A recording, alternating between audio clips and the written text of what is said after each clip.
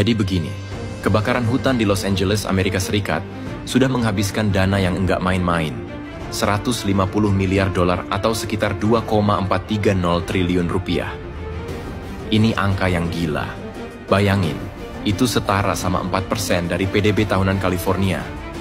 Kalau dihitung-hitung lagi, kerugian ini mencakup rumah-rumah yang terbakar, properti yang hangus, sampai toko-toko yang diasuransikan. Dan sekarang mari kita berpikir sejenak. Asuransi. Perusahaan asuransi ini mungkin bisa kolaps kalau harus mengganti semuanya sekaligus. Apalagi ini terjadi di negara yang konon katanya paling maju, paling kaya, paling siap untuk segala bencana. Tapi apa yang terjadi?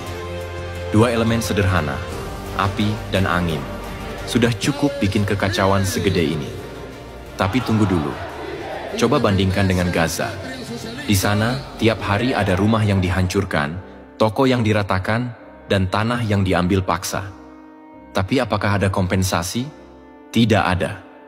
Jangan harap ada asuransi. Malah mereka yang dihukum. Kenapa? Karena mereka bukan Amerika Serikat. Karena mereka bukan negara kaya. Lihat ironi di sini. Los Angeles dilanda bencana. Dunia langsung berempati, bergegas menghitung kerugian, mengirim bantuan, dan mencari solusi. Tapi Gaza? Kalau Gaza dihancurkan oleh serangan udara, apa yang dunia lakukan? Kebanyakan diam. Kalau ada yang berbicara, nadanya sering menyalahkan. Bahkan warga yang jadi korban sering disebut ekstremis, seolah mereka yang salah karena lahir di sana. Kebakaran di Los Angeles disebut sebagai peringatan dari Tuhan. Tapi kalau di Gaza, kenapa nggak ada yang bilang itu juga peringatan? Bukankah kehancuran di Gaza juga akibat ulah manusia? Dunia pura-pura lupa bahwa mereka yang dihancurkan itu adalah manusia juga, sama seperti warga Los Angeles. Sekarang pikirkan ini. Kalau Amerika bisa minta bantuan miliaran dolar untuk memperbaiki Los Angeles, kenapa Gaza tidak bisa meminta bantuan serupa untuk membangun kembali rumah-rumah yang dihancurkan? Kenapa anak-anak Gaza yang kehilangan keluarga dianggap statistik perang, bukan korban kemanusiaan? Ironi terbesar adalah dunia lebih peduli pada ekonomi daripada nyawa. Kalau rumah-rumah di Los Angeles terbakar, itu dianggap tragedi ekonomi. Tapi kalau rumah-rumah di Gaza dihancurkan, itu dianggap bagian dari konflik politik. Apa bedanya? Rumah tetap rumah. Manusia tetap manusia. Kehilangan tetap kehilangan. Mungkin sudah saatnya kita berhenti berpura-pura peduli pada tempat-tempat yang kita anggap penting, dan mulai benar-benar peduli pada manusia dimanapun mereka berada. Baik itu di Los Angeles, Gaza, atau tempat lain.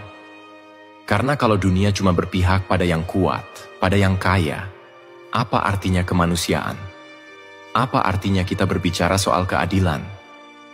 Amerika Serikat, negara yang mengklaim dirinya sebagai simbol demokrasi, keadilan, dan kebebasan, tiba-tiba rapuh saat api menyapu Los Angeles. Infrastruktur mereka rusak, ekonomi mereka terguncang. Tapi, apa respons dunia? Semua berlomba-lomba memberikan bantuan, berempati, dan memuji kekuatan rakyat mereka untuk bangkit. Sementara itu, di Gaza, setiap kali bom jatuh, setiap kali anak-anak meregang nyawa, dunia melihatnya sebagai berita biasa. Normalisasi penderitaan. Itu yang terjadi. Gaza seperti diletakkan di sudut dunia, di mana tragedinya hanya jadi statistik, hanya jadi headline sebentar sebelum dilupakan. Dan mari kita pertanyakan satu hal lagi. Bagaimana dunia bisa menoleransi standar ganda ini? Los Angeles terbakar karena alam. Gaza dihancurkan karena kekerasan manusia. Tapi entah kenapa, simpati dunia lebih besar untuk kota yang rumahnya bisa diasuransikan, bukan untuk warga Gaza yang rumahnya bahkan tidak diakui. Di Los Angeles, orang-orang bicara tentang kerugian finansial. 150 miliar dolar, 2,430 triliun rupiah. Angka ini jadi headline di mana-mana. Tapi di Gaza, siapa yang menghitung kerugian? Rumah-rumah hancur, sekolah-sekolah jadi puing, jalan-jalan jadi lumpur. Tapi dunia hanya sibuk bicara soal deeskalasi atau gencatan senjata sementara. Seolah-olah itu cukup. Dan jangan lupa, Los Angeles akan bangkit kembali. Dengan uang, asuransi, dan sumber daya yang melimpah, kota itu akan berdiri lagi. Tapi Gaza, siapa yang akan membangun kembali rumah mereka? Siapa yang akan mengembalikan tanah mereka? Siapa yang akan memberikan mereka harapan? Dunia malah memberikan lebih banyak senjata kepada pihak yang menghancurkan mereka. Ini bukan soal memilih sisi, ini soal moralitas. Kalau dunia bisa menggalang dana besar untuk kebakaran di Los Angeles, kenapa sulit sekali memberikan hal yang sama untuk Gaza? Apakah nyawa warga Gaza kurang berharga? Apakah tragedi mereka kurang pantas untuk mendapatkan perhatian? Ironi terbesar adalah, mereka yang hidup di Gaza tahu bahwa tidak ada yang akan menolong mereka. Mereka tahu bahwa dunia lebih sibuk menghitung kerugian dolar daripada menghitung nyawa yang hilang. Dan mereka tahu bahwa mereka sendirian, terjebak dalam konflik yang diciptakan oleh kekuatan besar yang lebih peduli pada geopolitik daripada kemanusiaan. Jadi mari kita berhenti berpura-pura. Kalau benar kita peduli pada kemanusiaan, maka Gaza pantas mendapatkan perhatian yang sama seperti Los Angeles.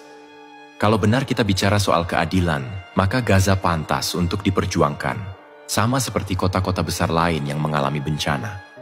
Karena pada akhirnya, sejarah tidak akan mengingat siapa yang kuat atau siapa yang menang.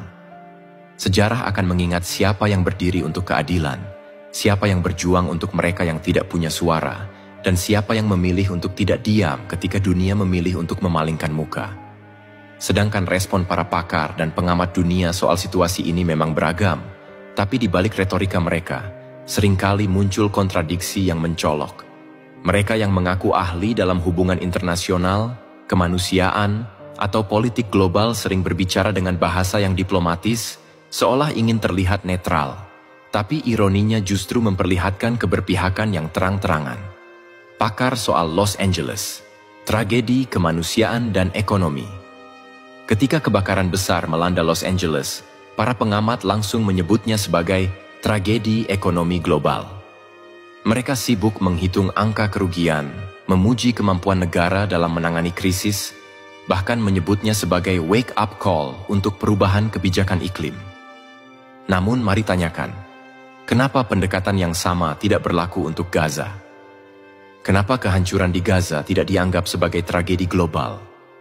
Ketika ratusan anak kehilangan rumah, ketika ribuan keluarga hidup tanpa air bersih dan listrik, kenapa suara para pakar ini tiba-tiba menghilang?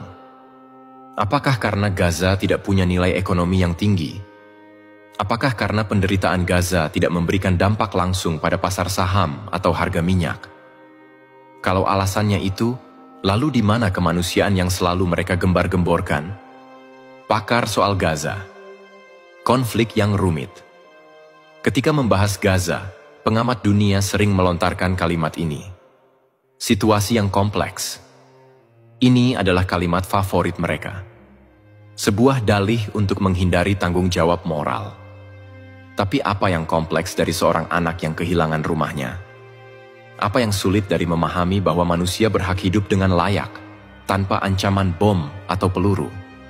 Para pakar juga sering bicara soal hak membela diri dari pihak yang menyerang Gaza. Mereka mengutip hukum internasional, mendukung langkah militer, dan menutupi tragedi itu dengan istilah seperti operasi keamanan. Tapi mari tanya lagi, apakah anak-anak Gaza yang sedang tidur itu ancaman? Apakah rumah sakit yang dibom adalah markas militer? Bukankah ini justru pelanggaran terhadap kemanusiaan yang nyata? 3. Ironi politik global. Berpihak pada yang kuat. Banyak pengamat yang dengan terang-terangan mengatakan bahwa posisi negara-negara besar, terutama Amerika Serikat dan sekutunya, menentukan narasi dunia. Ketika Los Angeles terbakar, Amerika dengan cepat mendapat simpati dan bantuan. Tapi ketika Gaza dihancurkan, Amerika justru memberikan lebih banyak senjata kepada pihak yang menghancurkan.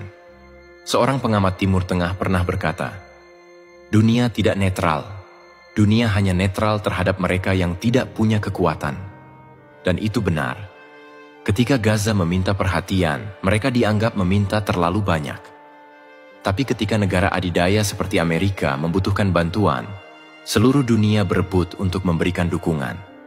Kritik sosial dari pengamat independen sering melontarkan kritik yang tajam. Mereka mengatakan bahwa dunia internasional telah gagal dalam memperjuangkan keadilan.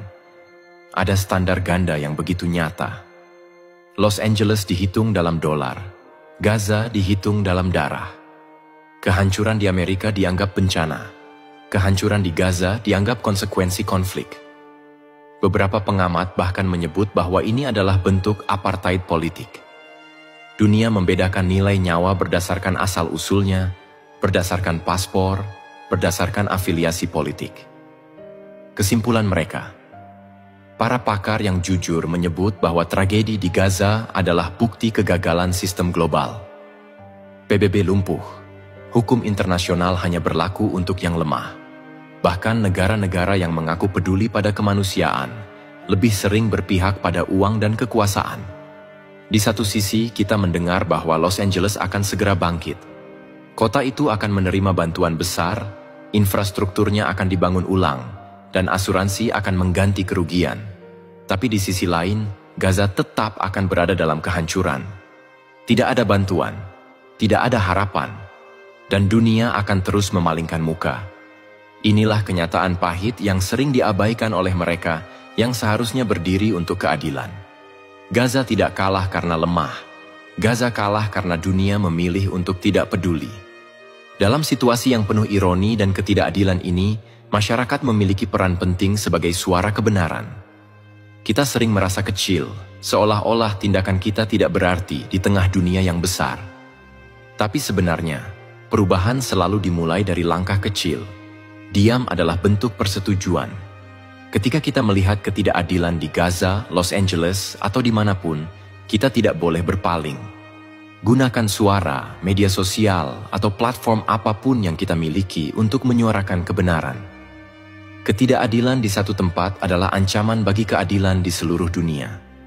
Empati tidak boleh bergantung pada batas politik atau agama. Ketika melihat korban, lihat mereka sebagai manusia, bukan sebagai pihak dalam konflik.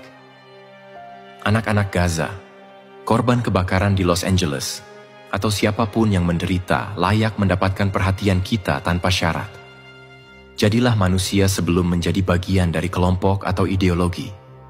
Media seringkali menyajikan berita dengan sudut pandang tertentu yang mengaburkan fakta. Carilah informasi dari berbagai sumber, terutama dari pihak-pihak yang terdampak langsung. Kritis terhadap apa yang kita baca, dan jangan menelan mentah-mentah propaganda. Kita tidak perlu menunggu menjadi orang kaya atau berkuasa untuk membantu. Donasi kecil, petisi, atau sekadar menyebarkan informasi yang benar bisa membuat perbedaan besar. Setiap langkah kecil kita adalah bagian dari perubahan yang lebih besar. Doa adalah kekuatan spiritual, tetapi doa tanpa tindakan adalah hampa. Berdoa untuk perdamaian, tetapi juga lakukan sesuatu untuk mendukung perdamaian itu. Perubahan tidak akan datang jika kita hanya berharap tanpa bergerak.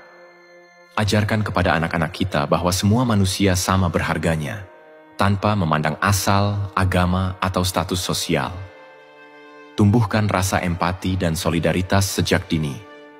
Mereka adalah generasi yang akan membawa dunia ke arah yang lebih baik. Kita sering menyalahkan pemerintah, institusi global, atau negara lain, tapi lupa bahwa kita juga punya andil. Pola konsumsi kita, pilihan politik kita, bahkan ketidakpedulian kita bisa memperburuk situasi. Mulailah dari diri sendiri untuk menjadi bagian dari solusi, bukan masalah. Akhirnya, kita harus sadar bahwa dunia ini tidak akan berubah hanya karena kita berharap. Dunia berubah karena orang-orang berani bangkit, berbicara, dan bertindak. Keadilan tidak datang dari langit, tapi dari keberanian untuk memperjuangkannya.